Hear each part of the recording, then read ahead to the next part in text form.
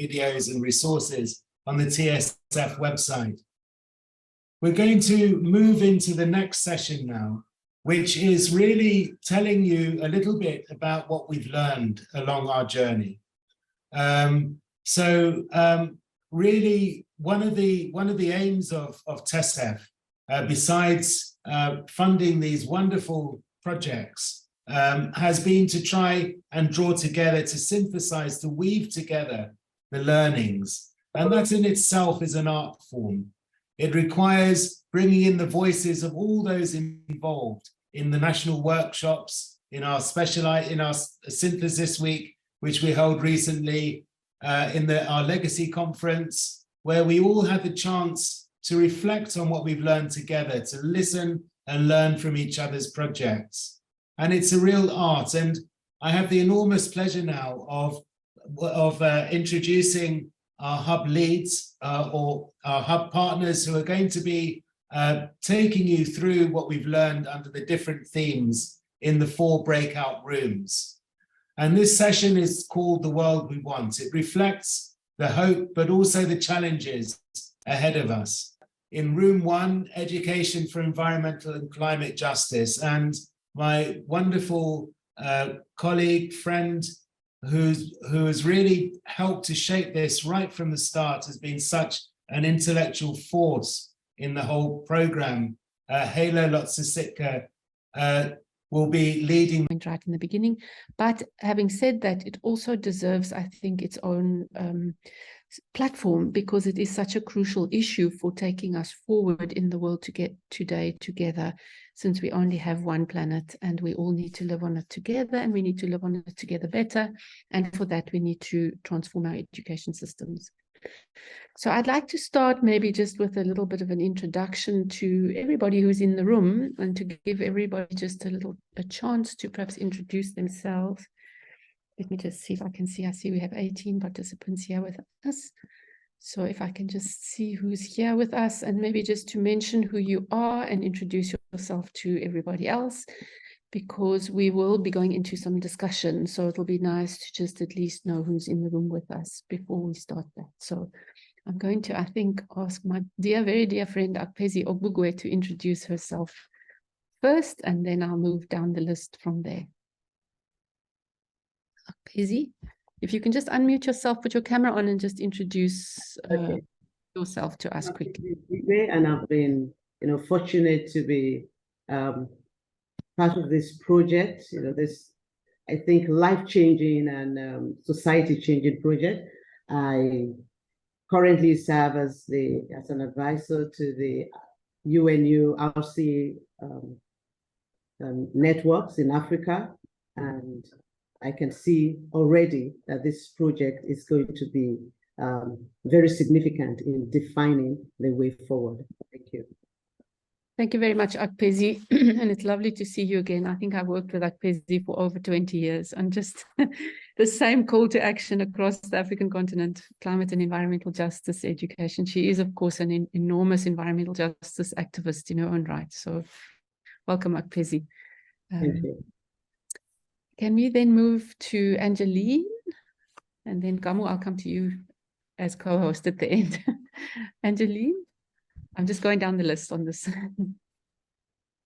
Thank you, Heila. I'm Angeline Barrett. I'm at the University of Bristol. So I've had the kind of privilege to be watching, just as a kind of observer, really, as this project has unfolded. And I'm looking forward to hearing a lot more about the kind of what you've been doing. It seems to be a many tentacled thing. So I'll be listening. Thank you. Thank you very much, Angeline. Lovely to see you there too. I also feel like I've known you for many years, but more through your work, actually. Right. Arthur, welcome to you as well. Arthur has been like Akpezi, has been on our advisory board for TESF. Thank you. Arthur Dahl, the International Environment Forum in Geneva, Switzerland. As mentioned, I've been working on environment and climate change for more than 50 years, and I've been happy to support the project and advise it, and I really admire all the wonderful work that has been done. Thank you. Thank you so much, Arthur. And we can move then on to Ash. Welcome, Ash. Thank you. Hi, I'm Ash Brockwell.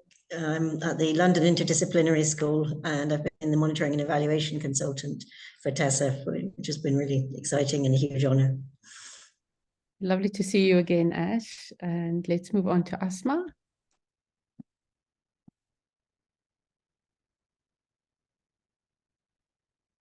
Asma, do you want to just come in and introduce yourself? No? Okay, let's just move on then to Claire. Hi, everybody. I'm a researcher in the UK at the Royal College of Art. I'm interested in arts-based methods, specifically looking at relational design with communities using body-led methods. And I've been following the work of TESF for some while. Welcome, Claire. Essa, would you like to introduce yourself?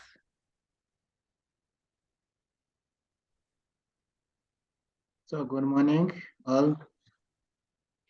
So I'm Elfazi from Rwanda. I'm a researcher about how local materials can contribute to the education sciences in the University of Rwanda College of Education, making a research about the product which are scarce in our region so that we can produce them from the local plants. That is exploration about the product to enhance education in teaching and learning. Thank you. Thank you very much, Johanni. Let's, Essa, would you like to come in now?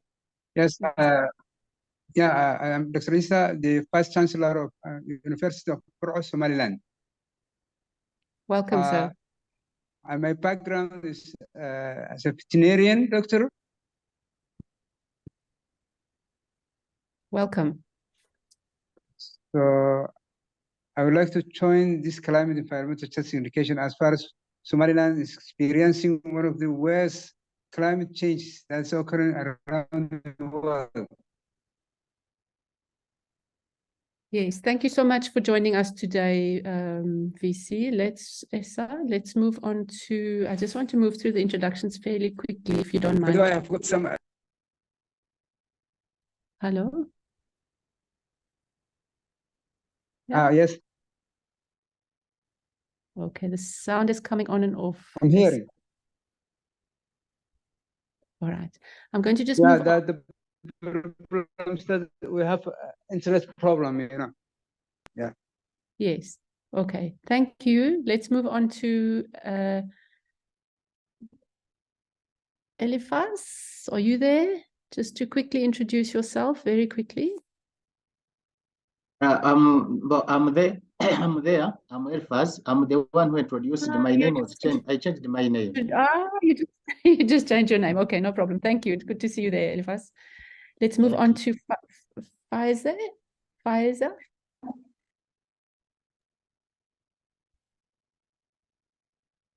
No. All right, let's move on. Hilda, do you want to come in quickly?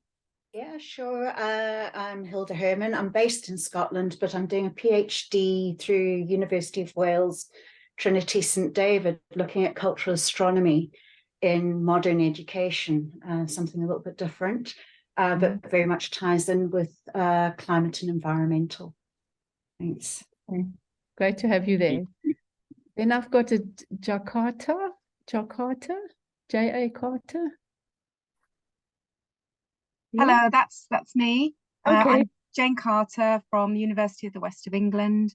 I focus on teacher education with a particular interest in literacy and children's literature with a focus on climate and environment. Fantastic. Welcome to you as well. And welcome to Jo. I see Jo is with us. For those who don't know Jo, she was our great collaborator all the way through TESF and held all of us together for so long. Lovely to see you again, Jo. Thank you, Heila. Yes, hello, everyone. So my name is Jo Brooks. I'm based at the University of Bristol, and I was the TSF Programme Network Manager, and it's wonderful to be here today. Thank you. Thanks, Jo. Lovely to see you again. And then let's move on to Hilda.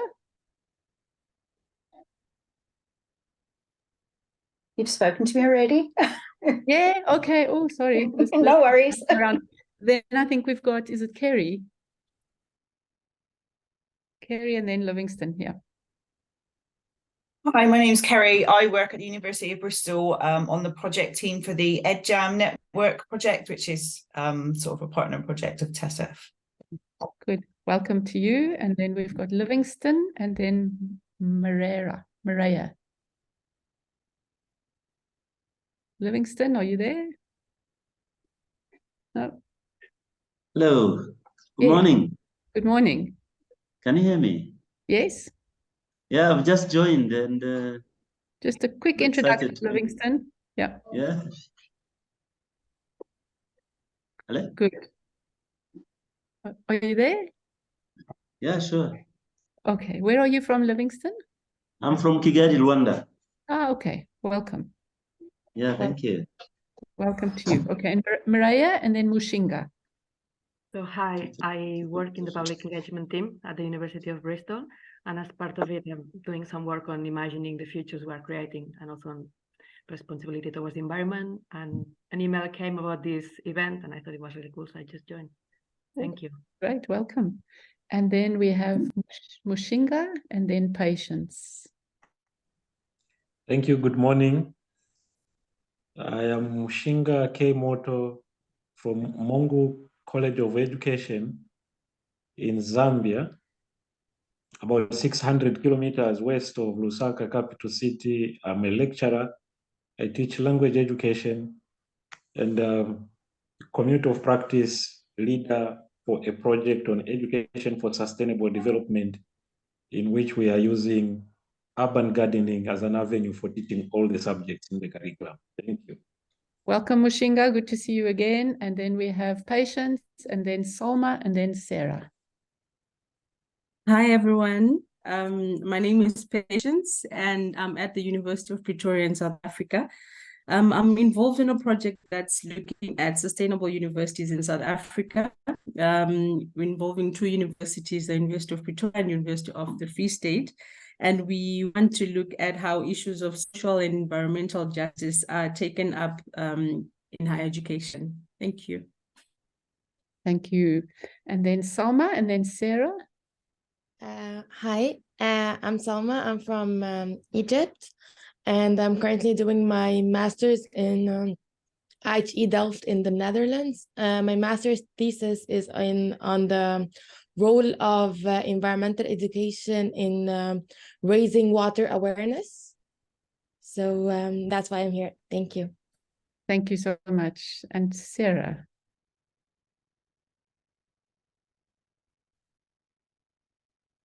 Hi, I'm Sarah. I'm the founder of the Living Waters Museum in India, and also an adjunct professor at the Indian Institute of Science, Education and Research in Pune. And we had a project here called Water Classrooms, looking at sustainability in terms of education on water from an inclusive lens.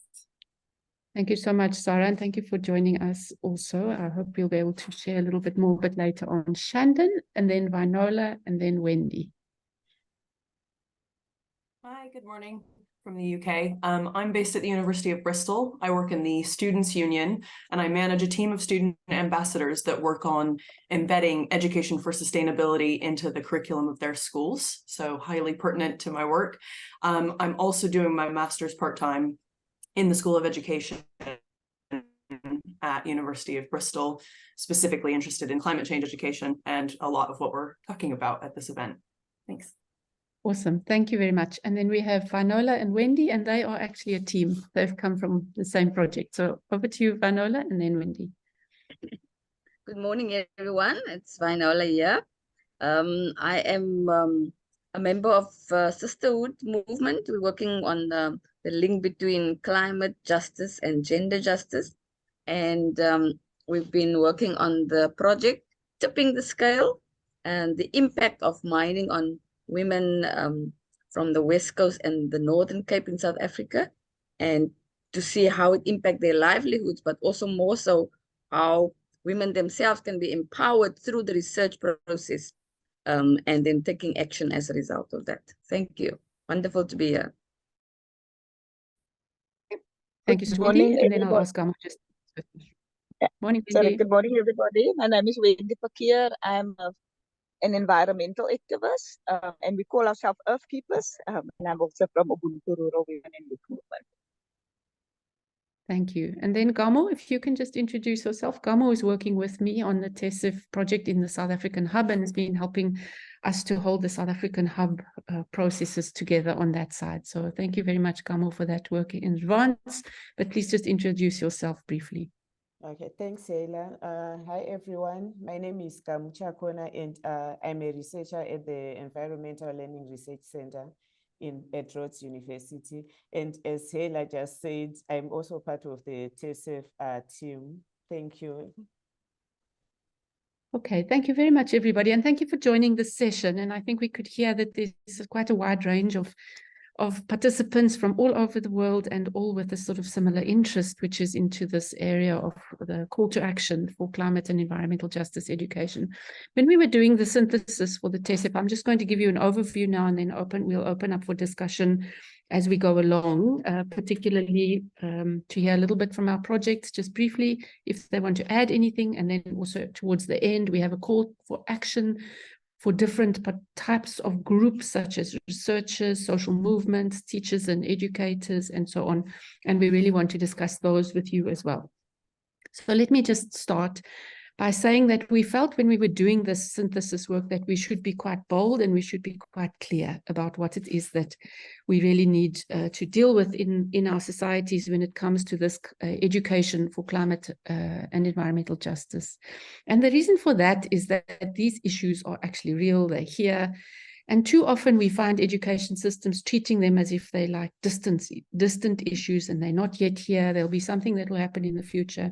But our research and our researchers and the communities that we were doing our research with told us a different story, that these issues are right here. They're facing us, you know, they're quite visceral, they impact on people's lives in quite significant ways. And just during this particular project, we had the case of Somaliland facing its 5th consecutive failed rainy season and the risk of another one later this year, as our Vice Chancellor Essa also told us just now. So these are very serious issues. They're affecting people's lives. You can see here, this little picture here is showing the, you know, areas that are in crisis as a result of the drought in the Horn of Africa.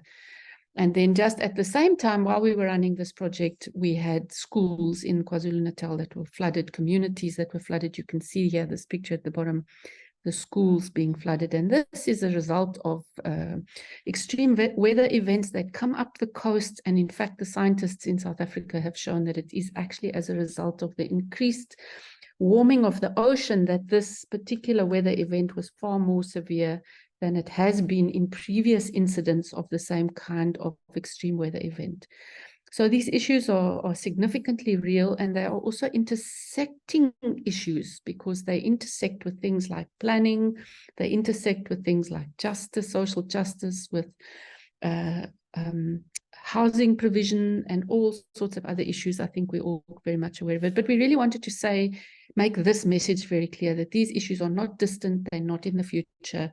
And therefore, we need to really think about how education can respond in much more proactive ways, because we find in general that the education to these issues is quite reactive. So the challenge then that we are articulating is that climate and environmental degradation issues are here, they are real, and they impact on the most marginalized first, and that education systems are very slow to respond. So this is the challenge. And because of that, we want to recommend that transformative education responses across all levels and all forms of education are needed. And transformative education must strengthen citizen engagement and action for climate justice. So these are the kind of two, if I can call them, two key messages that are coming through from across these different projects. And I'll elaborate on the details of them as I go along, and then also share with you, you know, the inspirations that are coming from the different projects and what we're learning from the projects. And this is one of the most interesting little projects, or not a little project, big project, that has been working with children in Rwanda. And sorry, I just need to get rid of this meeting control panel. So this project in Rwanda, I'm just going to give you a little bit of inspiration from some of the projects, and then I'll go into some more of the synthesis work that we're trying to also pull together from the different projects. So this one is a project in Rwanda, and here you can just see it's called One Child, One Tree project, and it worked with over 500 children and did research on, you know, the implications of this particular project and how it was influencing the lives of children and their learning. And you can see here the findings of this study show a significant improvement in children's psychosocial well-being, intrinsic aspirations, and connection to nature after participating in the One Child, One Tree program. In addition, more than half of the children reported to have dreamt about their tree in the past month, and 80% of the children have encouraged other children to also plant a tree. So this to me is just such a lovely little synthesis of the kind of thing that has been coming through from the different projects in terms of the meaning of the work around environment and climate justice education. And it comes to the surface in many different ways, but this one is a very, very clear articulation, I thought, of what we are beginning to see coming through from these projects. These two projects, I would like to show a couple of the little videos. So I just want to go through the different 4 slides, and then I'll come back to a couple of the little videos that I would love to show you. But these projects are from South Africa, and I have to say that it's been so difficult because there's so many projects, 67, so it's not possible to show you all of them today. I just wanted to touch on some of them. But this one is also a very inspirational project working with early childhood education centers to develop the agency of teachers and children and community members working together to grow, eat, and share healthy food, and also healthy food that is grown in more organic, eco-friendly ways or ecologically friendly ways. This is the project of Heila and Wendy that introduced themselves a minute ago, but really an impressive project on how women activist movements were able to learn together to develop their agency to protect their land and the ocean that they are dependent on in their communities. And this project here is also a lovely project by youth in the city of Cape Town, trying to transform the climate culture. And they're talking here about particularly language, Afrocentric approaches to climate change education, and just the way that we're thinking about climate in our cultures. So really trying to transform the epistemologies and ontology of what we mean when we talk about climate and climate cultures. So you can see the scope of the type of projects that have been done. And here's some from Somaliland. This one is a really interesting project, which was looking at creating an Indigenous language extracurricular course on climate action, and really taking the foundation for that course as the context and languages, Indigenous languages, and how we can work with those in order to develop deeper and better understandings of climate change. And here this project says contextualization is vital, because if people are to understand the climate crisis and press for action to address it, they need to be able to relate it to their identity and situation. The co-production of extracurricular content on climate action in the local language. So this is another feature of the works. So even though they come from particular projects, you'll find these features across a number of the different projects. Here's another really nice little story, which is a project which is testing a place-based eco-schools curriculum in Hargeisa in Somaliland. And this particular project also starts to give us a sense of the need to work more holistically and in more kind of collaborative ways with, you know, children, teachers, community members, and to think about this kind of work within a place-based, contextualized way of developing educational practice. And then these are some of the projects from India. And what was this also trying to develop, you can see here the same kind of tendencies towards developing more holistic approaches, trying to bring in local and indigenous knowledges, and to strengthen if you can call it, the historicity and the cultures or the nature-culture relations that do exist in indigenous communities, and their epistemologies and their ways of living and learning in the world. So this is being brought to the surface and then also being brought into education systems and into the professional development of teachers has also been a strong feature of some of the work that has been coming across the projects. So what I'd like to do, if we can have a minute or so, is I just want to show you one or two of these little videos, and unfortunately we won't be able to look at all of them because time is short, but I did want to show you at least some of them, because at least one or two, or just little extracts from them, because to encourage you also to go and visit them.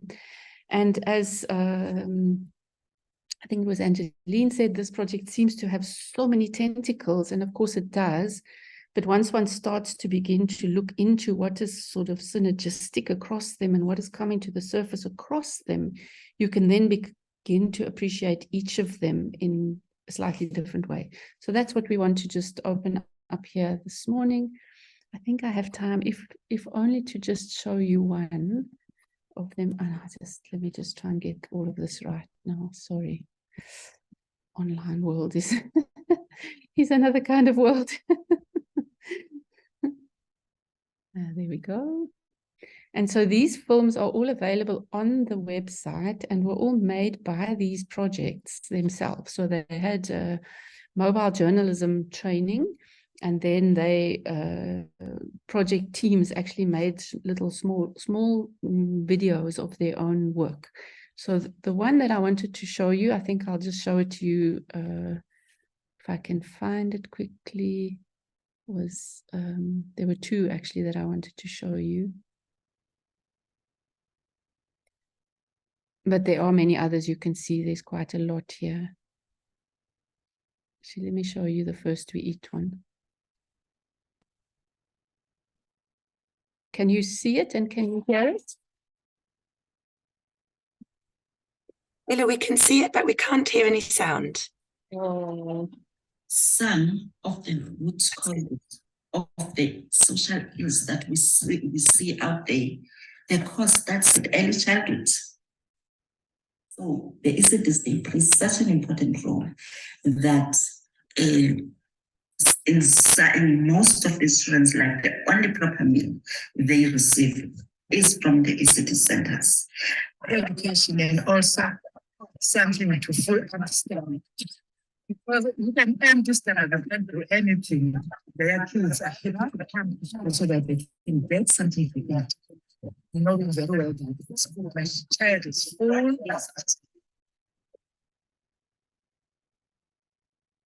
There's the high unemployment rates here in Makanda.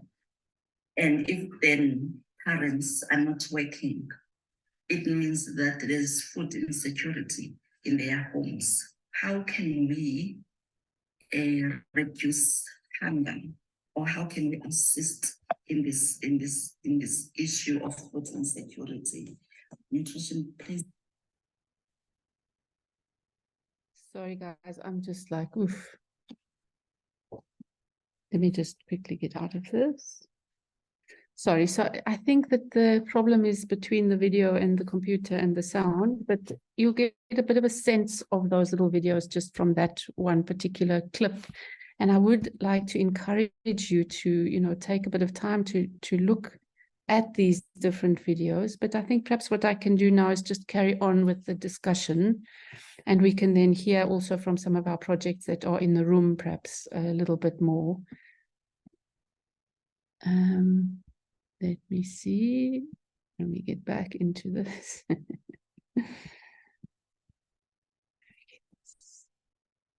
Sorry, just give me a minute here.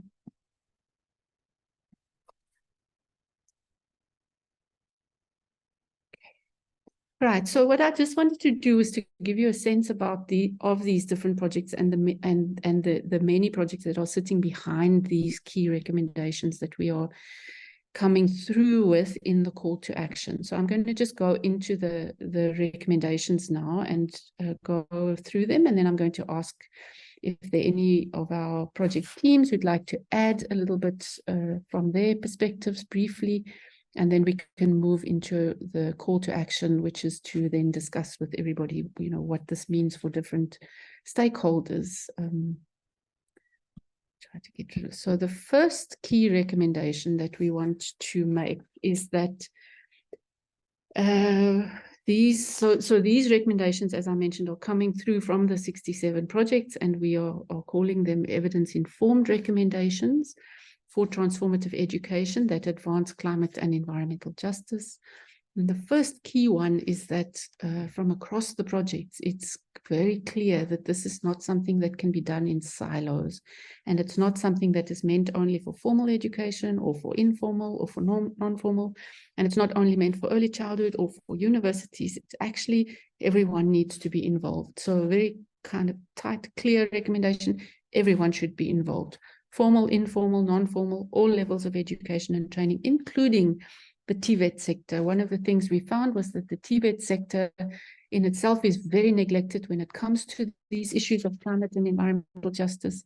So that in itself is an interesting finding. Primary schools, secondary schools, a little bit more involved, early childhood, a little bit more involved, but the TVET sector is particularly neglected. So for those who are in education policy work, that is a very critical area, I think, for us to pick up on as we go forward.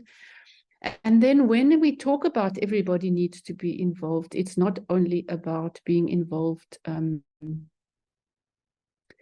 you know, as an institution, but it's actually the institution and its connected system of partners. So the First We Eat project, a lovely example, where the Early Childhood Center was working with local partners, communities, and so on. So the mobilization at a local level, but also across the education system, a key kind of finding. The second important finding that we've put into the call to action is that education should be multimodal. It should embrace plurality and be inter and transdisciplinary. Now that carries a lot of meaning when you start to unpack it, but in some of the projects, for example, this one, Sustainable Nutrition for Climate Action, was actually a cooking project where the project worked in a community with a whole lot of partners, and they actually started to cook together in order to raise awareness of the relationship between climate impacts and food systems. And that was a very interesting project, also with a lot of positive outcomes. This particular project here also looking at, you know, the relationship between song and, of course, music being very strong in African culture, taking a project with children's choirs and food gardens and bringing those two together to strengthen the way that the knowledge of climate change and action can be developed in the setting. Many other examples of arts-based research and inquiry in the different projects. So it seems to me that people are reaching for multimodal ways of being and learning together. This plurality is very critical, both epistemically as well as practically in the way that we do education and how we develop pedagogies, and then the inter and transdisciplinarity. So that's the second big recommendation. The third big recommendation is that active, transformative, transgressive, and experiential learning is needed. And this is really about transformative pedagogy. So here we have the lovely project from India on reimagining learning about water through water classrooms in urban India. And I think we saw a little touch of that in the video that Leon showed a bit earlier. This is the schools here in South Africa working with school food gardens. And you can see even in conditions where it's not easy to grow food, people are reaching out and busy producing and developing active learning approaches, transgressive and experiential approaches to learning. And that in itself also carries a lot behind it. So I'm really giving you only the headlines over here. Then the next big recommendation is that education should be systemically minded, expansive and regenerative. And here we're talking about, you know, systemically minded, should think about the whole system. So building an urban forest in the Somali desert to reframe the way that the city is organizing itself and is being constituted. The eco schools, you know, the whole school and its community. Brings to the fore the systemically minded. Expansive, meaning it needs to kind of grow outwards and begin to produce those futures that we want, and then regenerative in that it should hold the ethic of care and reconstituting our societies from the current unsustainable patterns. And then this is the last big recommendation, that we should not be shy to be transgressive of unsustainable norms. So the norm of, you know, carbon fossil economies, let's be transgressive of that. Let's allow that to open up in our societies. Let's allow and open up decolonizing approaches to climate knowledge. Let's open up new forms of science. This citizen science project of Priya and the team, fantastic project showing how you can reframe epistemologies transgressively through citizen science as a practice. So those are our 5 key recommendations, and we would like to perhaps just open them up for a bit of discussion now. If anybody from the TESF projects themselves would like to add anything in terms of these 5 big recommendations in our call to action, and anybody else, you know, who'd like to just come in with a couple of perspectives. So we've got a few minutes to open for any contributions from yourselves, and then I'll just move on to the last round of the call to action before we close. Time goes so fast. So would anybody like to come in with anything additional, your thoughts on the call to action so far? Yes, Arthur. Well, there's been some recent research on what you might call eco-anxiety or climate anxiety. And so many young people, you know, are desperate about what's happening to the world and don't want to have children. And it's often a majority of young people. And the research shows that one of the best treatments is to involve people in something practical that they can do. I think all of these case studies show people involved doing practical things, whether they're planting trees or cooking or a food garden or whatever. This is the perfect treatment for that eco-anxiety. There's more and more spread around the world. So it's a wonderful example of what the project has demonstrated to deal with what is really a critical emotional and psychological issue, you know, in many parts of the world. Thank you very much. Thank you, Arthur. And Sarah, would you like to come in on your beautiful project? Yes, the water classroom. So I just wanted to say that I like all the, you know, the 5 parts of the call to action. Somewhere, I think we also need to recognize the challenge of what we're speaking about. For example, the word plurality and intersectionality, and talking to children in India about caste in particular, not gender so much, but the caste question. We really had to talk to the teachers first to understand whether we could bring up sensitive issues. So, you know, when you use the terminology of everyone should be involved in inter and transdisciplinarity and plurality and all, somewhere a word of caution that this does require sensitivity, it does require thinking about some of these things earlier. And just building on to what Arthur said, my last point would be that children are great in terms of giving them bites, you know, things they can engage with and that they don't feel overwhelmed by climate change and water insecurity, etc. So for us, the thing was, you know, when we talked about virtual water and our water footprint and what children can do in terms of their choices about food and, you know, not consuming a burger every day and all, we found them coming back in very receptive ways. And simple things like bringing, obviously kids do carry their own water bottles to school, they're not bringing plastic. So just things that children can do and take home to their parents. We know that that's the way things work.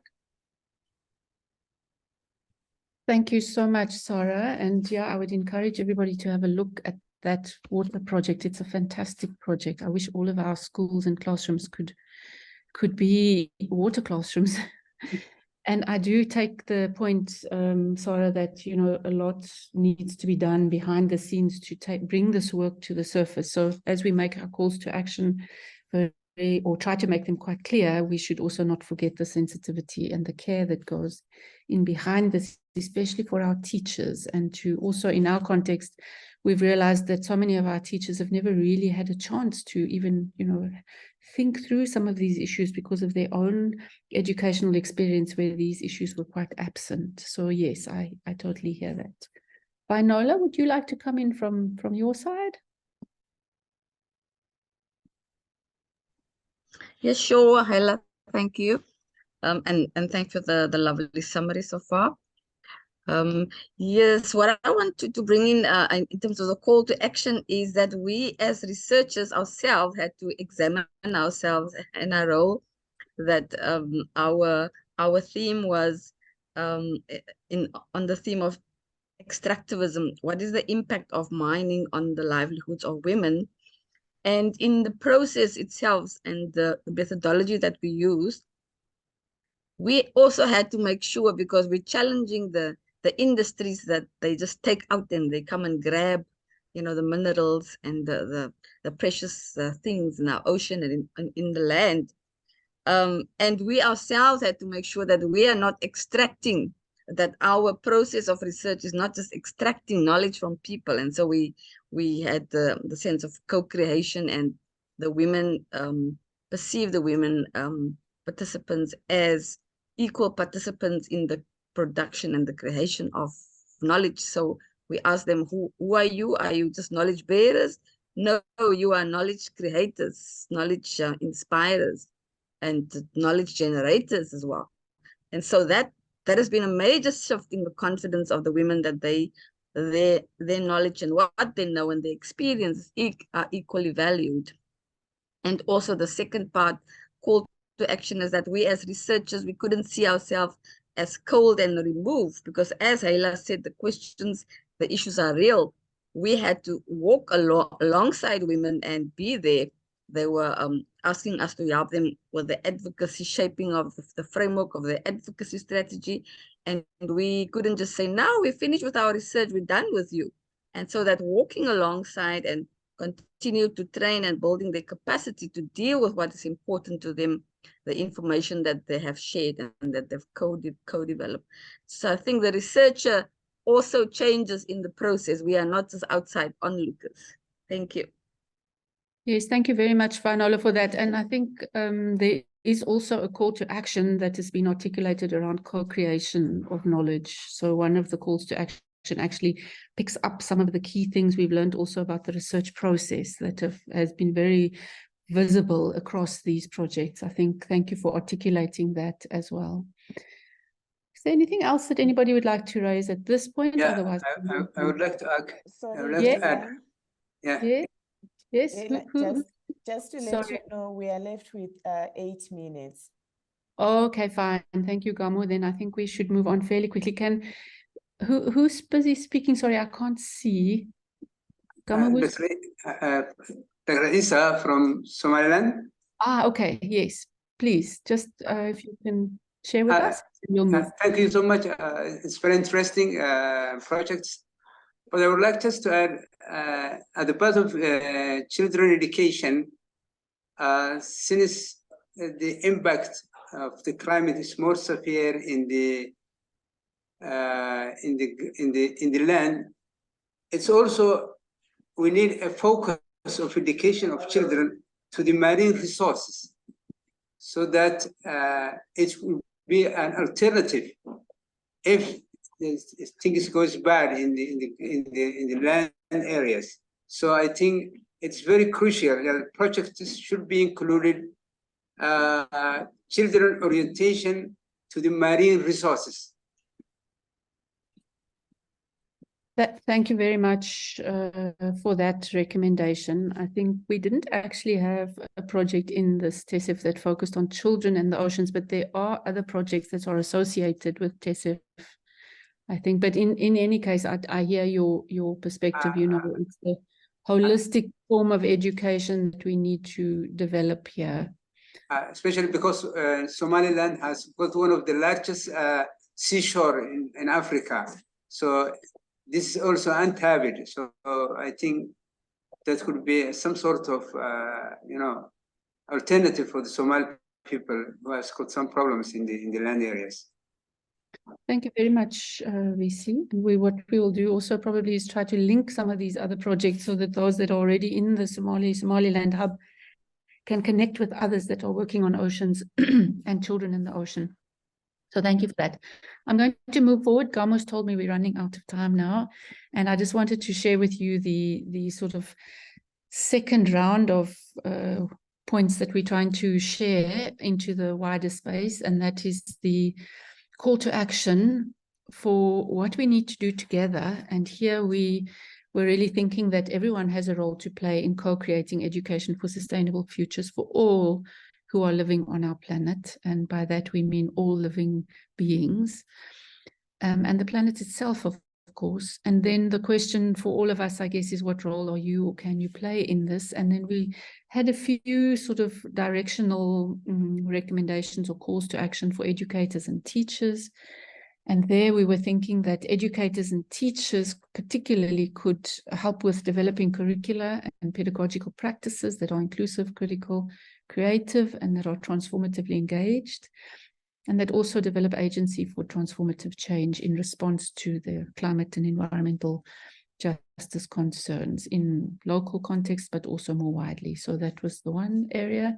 Then for researchers, we thought that researchers could potentially take up the role of undertaking more of this kind of co-engaged educational research that crosses traditional education sector boundaries and that engages transdisciplinary, transformative approaches, explicitly addressing environment and climate justice concerns in communities. So that was what we thought we could ask researchers maybe to assist with going forward. And then for policy actors, we thought that here we could ask policy actors to help with critically reviewing the colonially inherited foundations of education and transform education systems to be more relevant and responsive to people's needs, the well-being of people and the planet itself.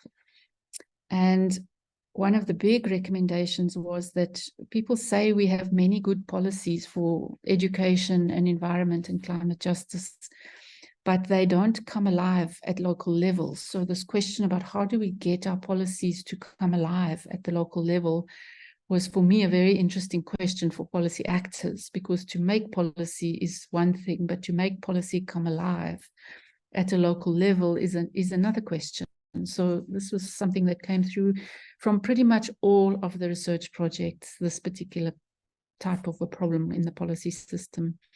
And then for engaged activists, we thought that, you know, very much like Vanola's been saying, to support community empowerment and agency for change, raise the profile and the impact of climate and environmental justice in community learning networks, forums, and media. And here we found that, you know, the media also itself needs to be engaged with, and then strengthen links between communities and education institutions for innovation.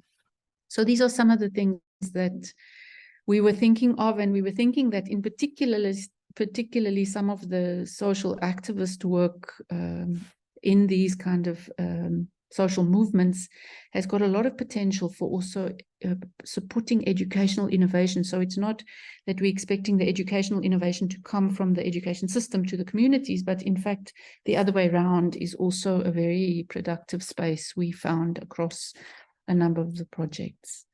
So those were some of the sort of broad recommendations. And then perhaps just as we move towards closing of the session, if there's anybody who has any further thoughts on this call to action, perhaps you could just pop it into the chat for us, or if you'd like to add your voice and share any further thoughts, what could, you know, what are these useful recommendations? Should, you know, how do we take them forward? What would you recommend as we move forward? So we have, I think, the last few minutes, and we can spend some time on these questions if anybody would like to open up and share something else or their thoughts on this.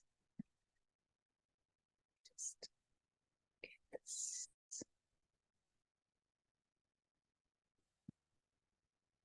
Anybody like to add? Yes. I'll chip in if no one is saying anything. Yes, please. Yeah, hi. Living Waters Museum is a virtual museum, but we're part of a very large global network of water museums, and I'm one of the vice presidents of that. We're endorsed by UNESCO's Intergovernmental Hydrology Program, and education is very key to the work that all of us as museums do. So we are thinking about how, as a network from China to Canada, from Italy to Ecuador, how we can do more in terms of water education, particularly using digital media and the creative arts. And when I say creative arts, I also mean music, dance, theater, as well as the visual arts.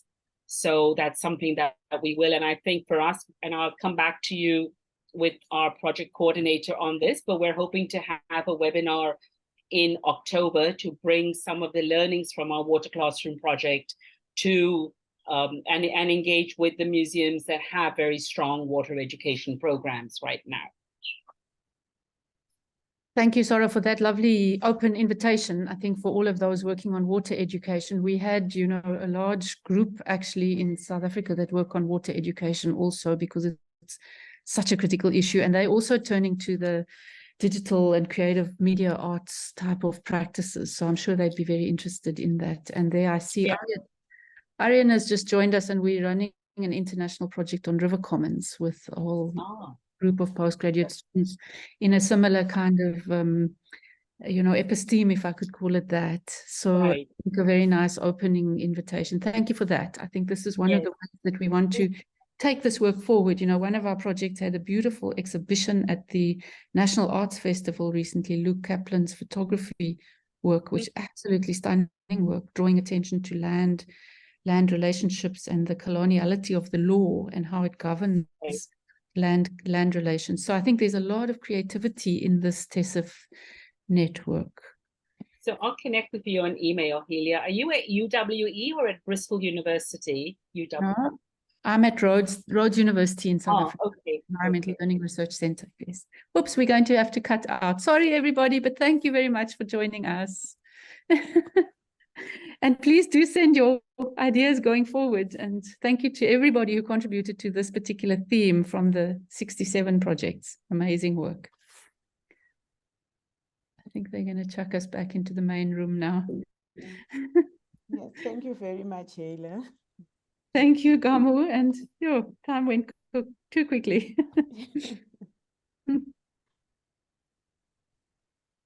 I think